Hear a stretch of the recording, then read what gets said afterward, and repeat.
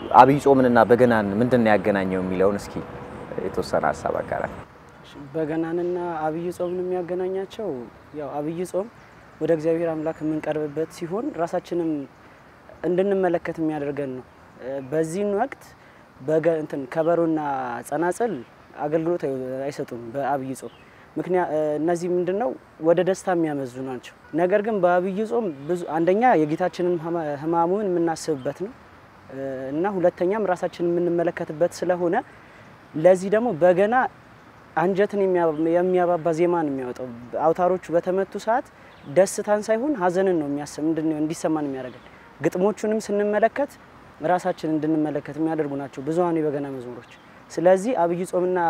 በገናን የሚያገናኛቸው ለዚህ ራሳችን ለተመስጦ እንድንመሰጥ የሚያደርገን በገና ስለሆነ በዚህ ምክንያት ከበገናና አብይ ጾም አንድ የሚሆኑት ለዚህ ነው ማለት ነው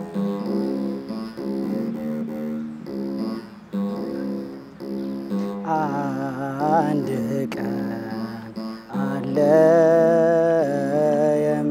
የሚያስፈራ ለጻድቃን የሚያበራ ለጻድቃን የሚያበራ ጌታ በዚያች ቀን ይመጣል በክብር ይገለጣል በክብር ይገለጣል አብረው ከእርሱ ጋር ይመጣሉ ቅዱሳን መላእክት ሁሉ ቅዱሳን መላእክት ሁሉ ጌታ በዚያች ቀን ይመጣል በዙፋን ይቀመጣል በዙፋን ይቀመጣል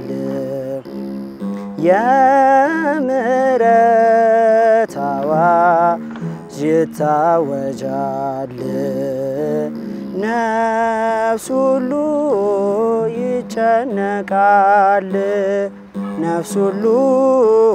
ይጨነቃል ኃጥአን ሁሉ ያለቅሳሉ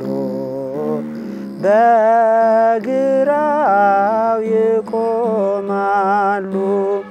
በግራው ይቆማሉ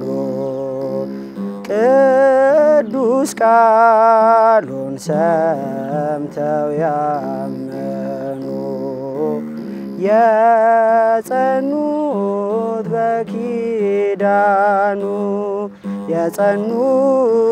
በኪዳኑ አብረው በቀኙ ይቆማሉ ከሐዘን ይሰወራሉ ከሐዘን ይሰወራሉ መሐሪ ጌታ ፈጣሪያችን ይድረስ ልመናችን ይድረስ ልመናችን በዚያች ግሩም ቀን እባክህ አቁመን በቀኝህ አቁመን በቀኝህ